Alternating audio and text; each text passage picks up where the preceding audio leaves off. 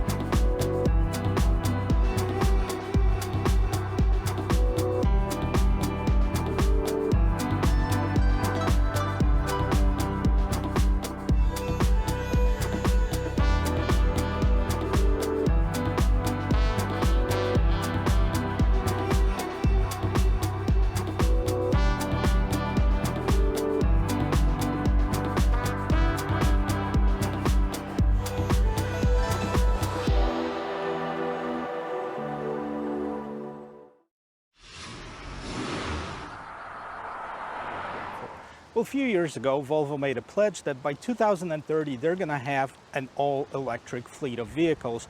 That means that they only have 8 years to achieve that, and certainly by looking at the progress that they're making, they're working in the right direction. Now, this is a brand new addition to a Volvo family. C40 just came out like literally a few days ago, and as far as I know, this is the only vehicle in South Florida that is available to see and show and buy. So if you're in the Fort Myers area, check out the guys at Volvo Cars of Fort Myers, and they're going to be able to help you out with it. But not before I finish up with this video. So let's take a quick look at this vehicle right here. It shares the same architecture as far as the platform and some of the components on it as its sibling, which is the XC40. Now, there is also some differences, especially on the interior and the way that this vehicle is shaped, of course, between the two. But it is a dual electric motor engine with zero tailpipe emission. It is very powerful. We're going to talk about it in just a little bit, and I guess it just depends of what you like more. As you can see, the XC40 right here, it sits a little bit lower to the ground and it's also more square. So if you're a person that needs more cargo space in the back, that's probably the vehicle that you're going to be looking at. Now, this one, on the other hand, it's more sporty, right? It is not a performance vehicle, although it's got a performance engine, but it looks a lot more sporty than the other one. So it depends on what you prefer. They both share the same stubby nose. That grille, since there is no combustion engine, it doesn't have to be open, so it's nice filled in with this beautiful, by the way, this is a Fjord Blue color. This is an exclusive color for the C40.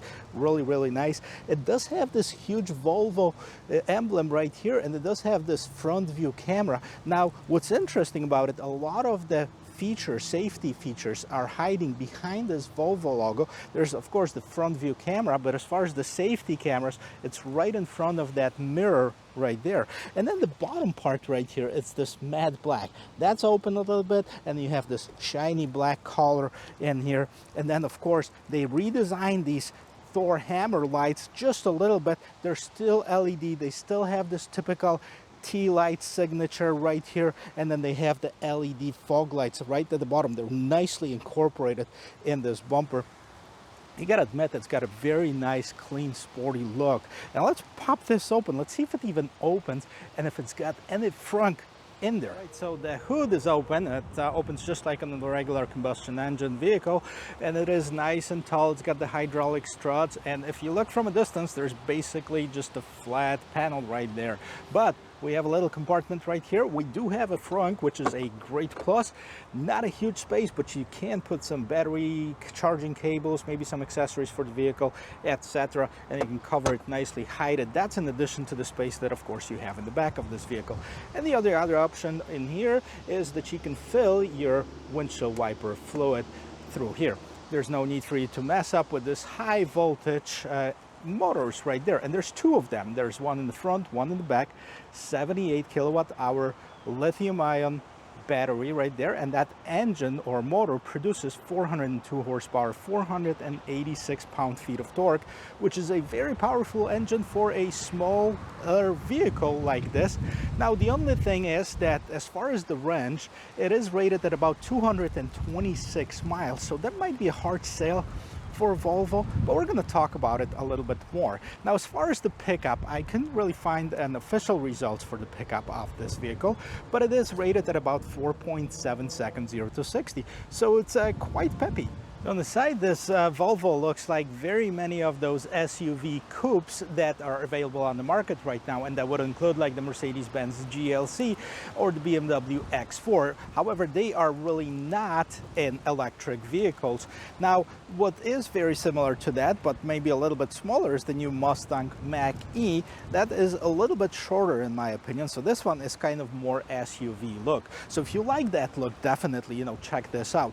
Fjord Blue, like I mentioned before, beautiful color. It looks very, very nice on this vehicle right here. And then we can take a look in the front here. You have this cladding, matte cladding that goes around the wheel wells, that goes around the bottom of this vehicle. Pretty much every manufacturer is doing that. Now, for some cars, it might look better with the cleaner look if they had the color coordinated bottom of this vehicle and the cladding. On this one, it doesn't really bother me as much.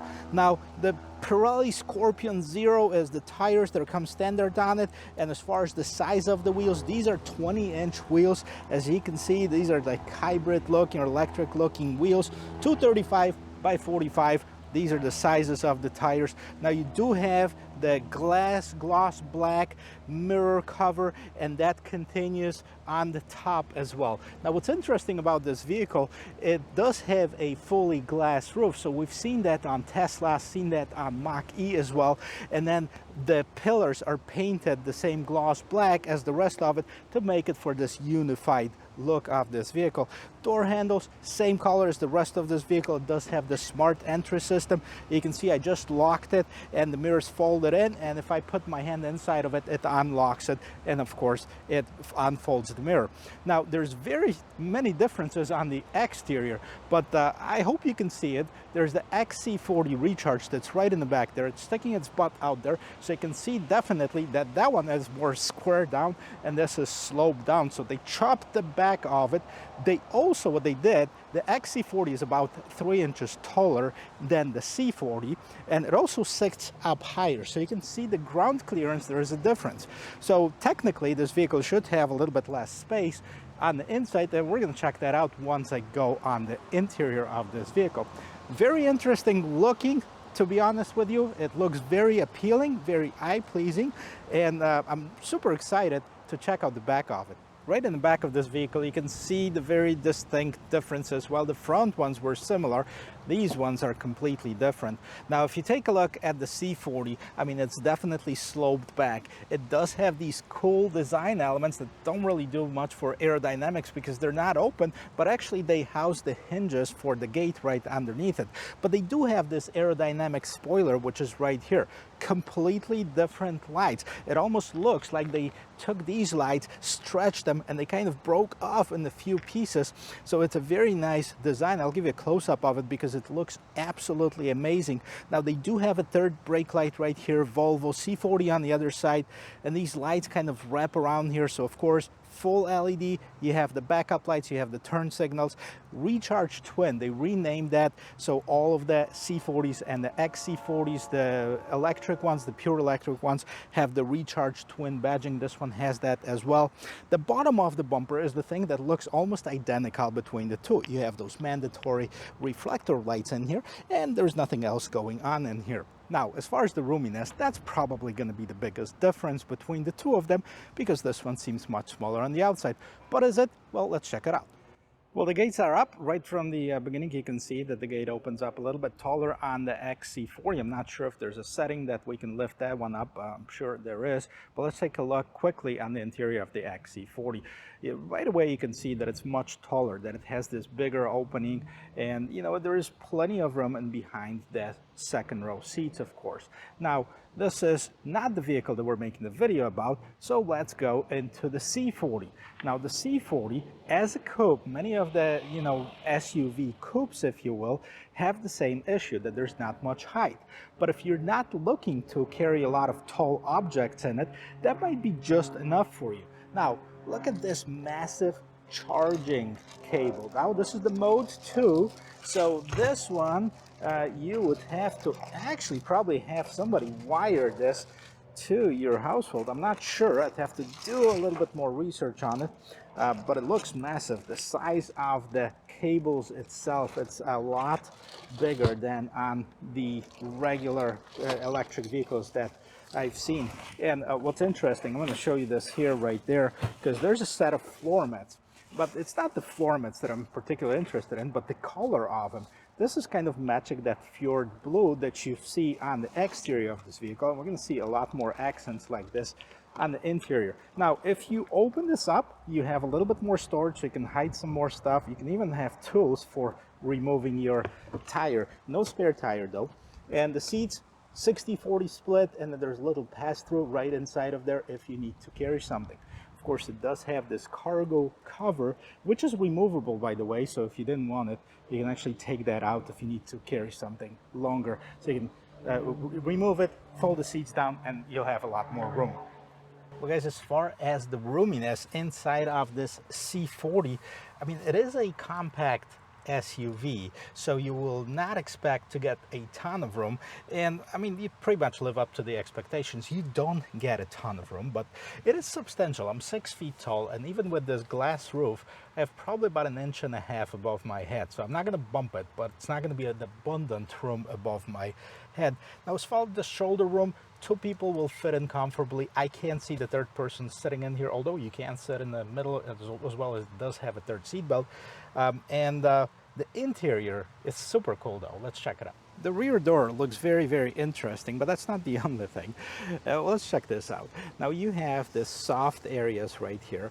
Now, this is a hard plastic, and of course it's aluminum looking trim, but then you have this insert right here, this felt like insert, and this is a fabric which is continuous throughout the vehicle. It also matches that Fjord Blue color on the exterior of this vehicle.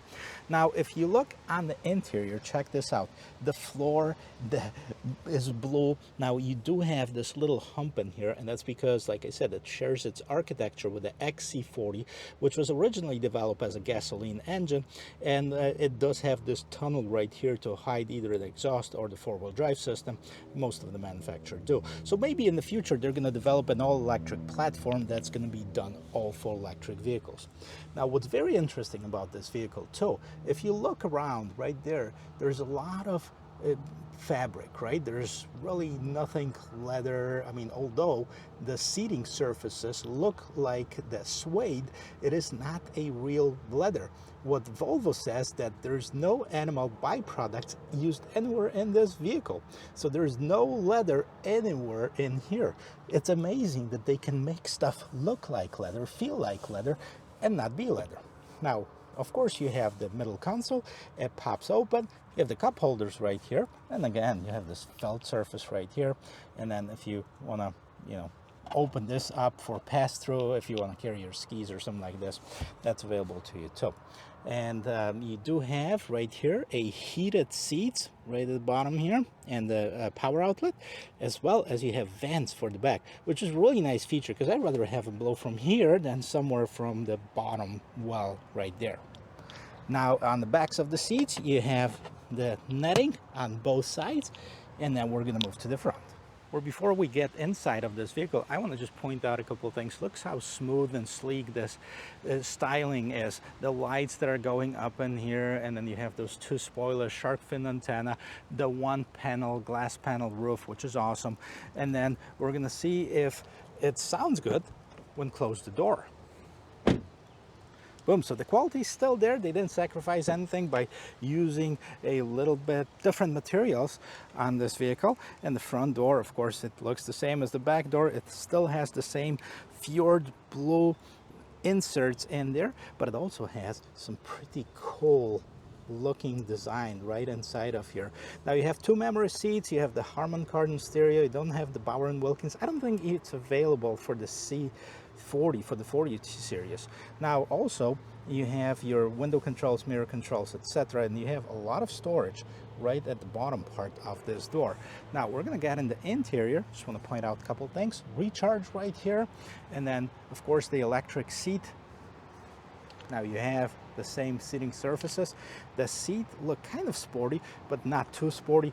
And I don't know, that blue really pops in this vehicle. It really looks good to me. What do you think? Let me know in the comment section below. 2022 C40 Recharge definitely looks like its sibling, the XC40, on the interior. Now there might be some differences, but I'm not really noticing any as of yet.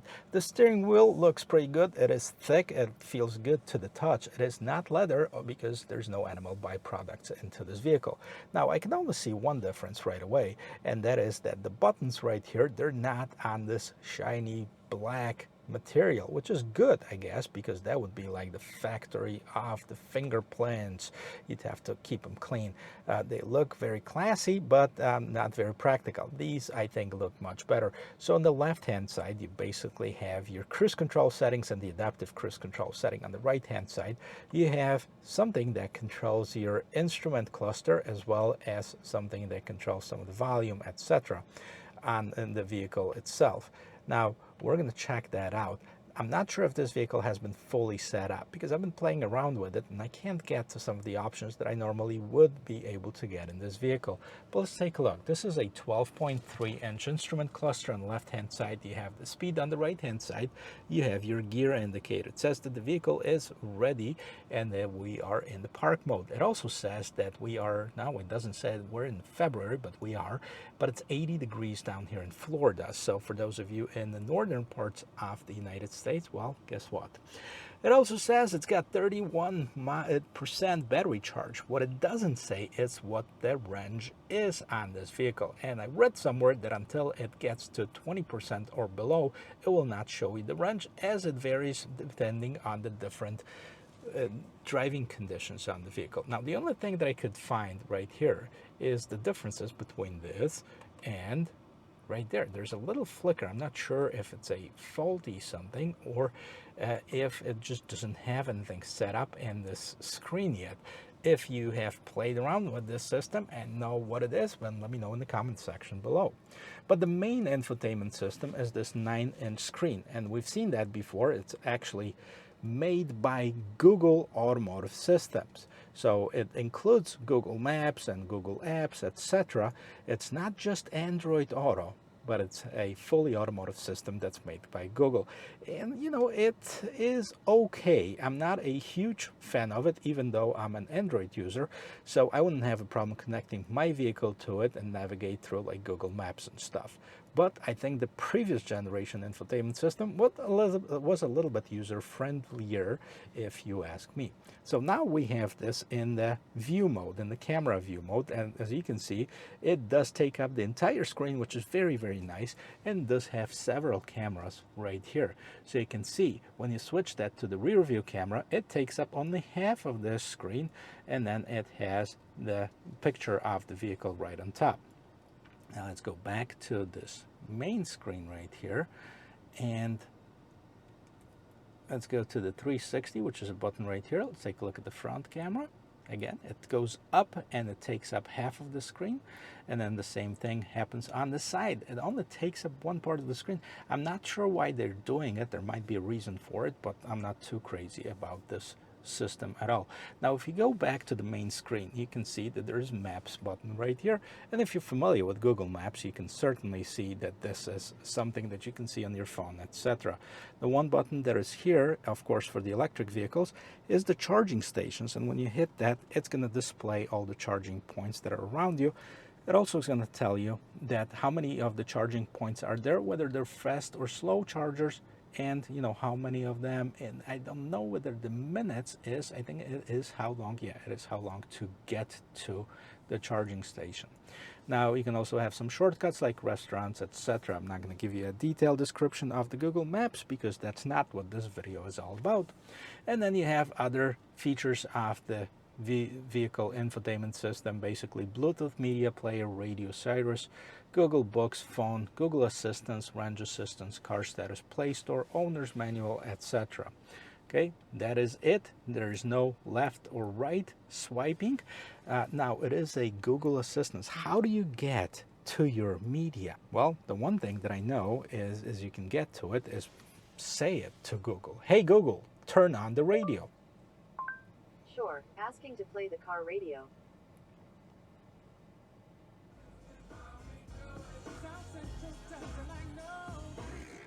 All right, I turned that off so I don't get copyright infringement on this.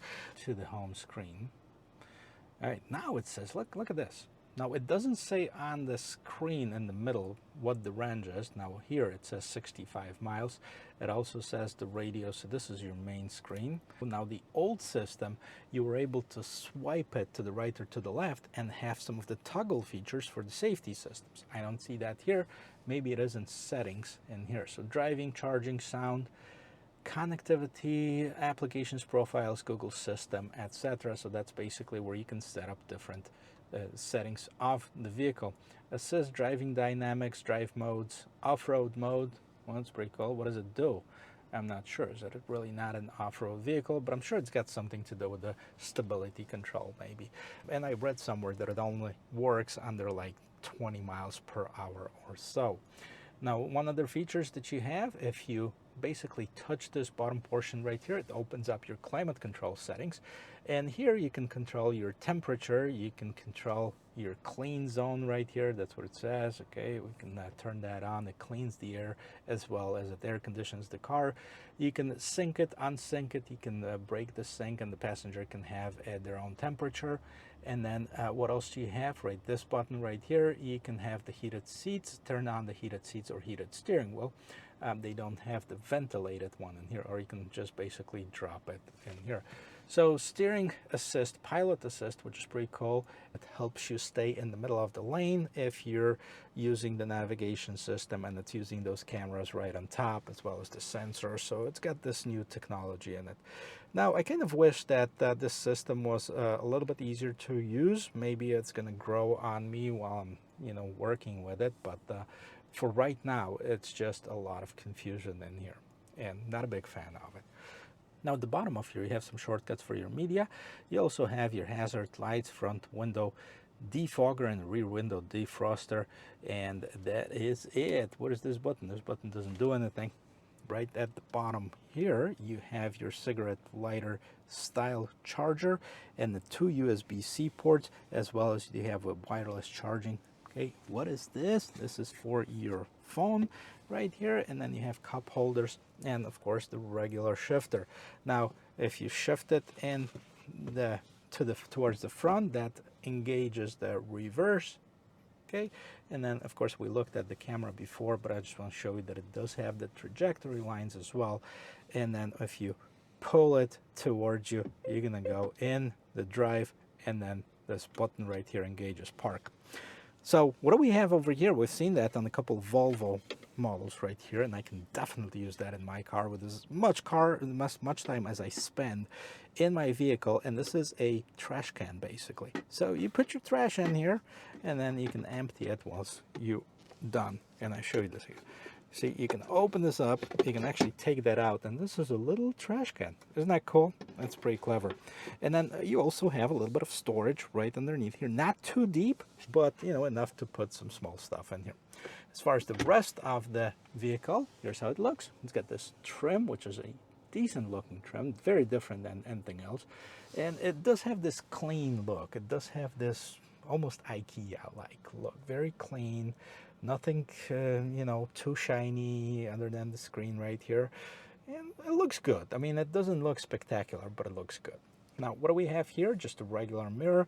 Now you have the light right here, and then you have this huge glass panel that filters the light really nicely when it gets into this vehicle. Now, if we're in full sun, I don't feel it too hot, and you know, it doesn't heat up my head or anything like this. So it's actually a pretty decent feature of the vehicle. We've seen that, like I said, in Teslas and the Mach-E and all that stuff.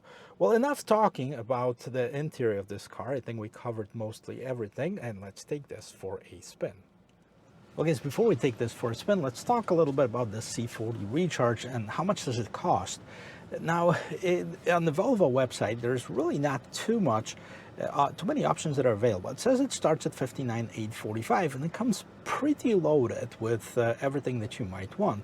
And really, the only options that you can choose out of 7 different colors. You can choose different wheel styles, and then you can add packages. And the only package that's available, it says Protection Package Premier, and that protects the exterior and interior of this vehicle. And then other additional equipment that you can add to this vehicle is, you know, small stuff such like mud flaps, load bars, care offer, maintenance schedule, and stuff like this. So there's really no packages like on some of the other Volvos. You can have tons of different options. Now, this is basically what you get with it. $60,000 with destination charge. This one's about $61,000. That is it. So let's take it for a spin and let's see how it drives. Now, you don't have to do anything. Once you're in the car, the key is inside of it. I just put it in drive and start driving. And actually, before we take that on the road, I'm going to check out the turning radius on this vehicle in my archaic way, checking out of how many parking spots does it take to turn this vehicle around. Now, it's also important to say that it is a 1-foot drive, or foot drive operation, 1-foot operation of this vehicle. And that means that if you let your foot off the gas, it actually starts braking a little bit, so you don't have to really use the brake pedal. Now, I will use the brake pedal because I want to do it faster, right?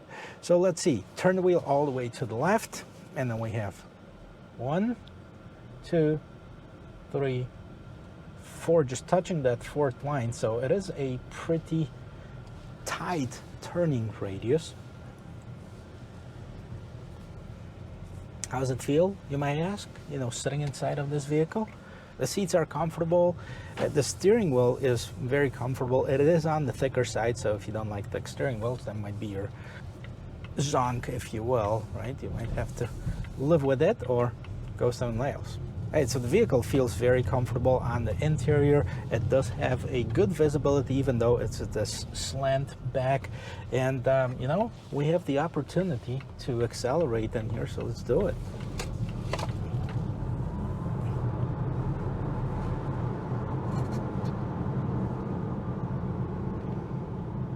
Well, the power is instantaneous on this vehicle. And, you know, guys, if you say, well, I don't want anybody to beat up on the car that I'm going to be buying, well, guess what? There's no break-in period on the electric motor. So you can actually start going really fast, really quick, right away with this. Plus, I'm not really going very far. So if you are deciding to buy it, don't worry, I'm not going to beat up on this vehicle. What I like about this is I like how this vehicle feels overall, you know, how it handles turns, the accelerations is instant, like on most of the electric vehicles. And I like how you can see out of this vehicle. There's also a few things that are, you know, kind of concerning for, you know, the potential buyer. I mean, you are spending $60,000 on the Volvo vehicle, which is not the cheapest one. There's a lot of competitors out there. I just done the Kia EV6, which I was very impressed with. Last week, I've done the Mach-E, you know, about a year ago now. I've also done the Tesla Model Y, and those are like direct competitors to this. Now, none of them, maybe other than Tesla, is a premium brand, and Volvo is considered a premium brand vehicle, so it's going to cost a little bit more than maybe some of the competitors. But what thing is that concerns me a little bit too is the range on this vehicle. It's 226 miles. Now, we are in the time that a lot of manufacturers with the EVs are hitting 300 plus, even 400 plus on some of the high-end model vehicles. So 300 would be, if the range was 300 on this vehicle, it would definitely help out a lot to justify the $60,000 that you spend. Now, on the other hand, a lot of people are concerned about the range, and I'm trying to be the devil's advocate, and I'm thinking about driving habits of many Americans. I'm thinking like, okay, how many times, now other than my work, because I'm constantly in the car, so that definitely would not be a vehicle that I can use for work, but on my regular family car, how many times did we go on a trip that was more than 200 miles in one setting? And I can literally like count that with the fingers on one hand in the last year or so, maybe even in the last 3 years. Other than moving from Illinois to Florida, that thing would never go more than like 100 miles. So I can literally go there and do whatever I need to do, maybe charge it up a little bit while I'm doing that, and then come back and not have to worry about it. So range to me wouldn't be like a huge issue, and you might want to like think about it when you're looking at the electric vehicle. Yes, you want to have that reserve, if you will, if you're getting into the vehicle and you don't want to run out of it, and etc. But with all the tech that is in right now, I mean, it is there is the maps that are showing you where the chargers are, how many, etc., whether it's a slow or fast charging. You even have a subscription included if you buy this vehicle. I believe it's for 1 year of free charging. So, I mean, that's helpful. Definitely, you're going to check it out as well. And then, of course, you get those federal tax credits if you buy the electric vehicle. So the $60,000 on this versus $60,000 on non-electric vehicle, there's two different things. Well, so a couple things that I didn't like was the range and the price, of course, and then one of the other things that is a little bit confusing to me, and that's definitely biased because you might just get in there and say, hey, this Google thing is the best thing that I've ever seen. That infotainment system, I think, could use a little bit of work. Now, the good part about it, it's not the hardware, it's the software. So if they are working on it, they can send the updates over the air, you receive it, and then you're all set. So guys, thank you very much for watching. I hope this was helpful, and I hope you learned something about this brand new C40. And if you did, if you like it, give me the like, hit that subscribe button. I will see you in my next video. Cheers.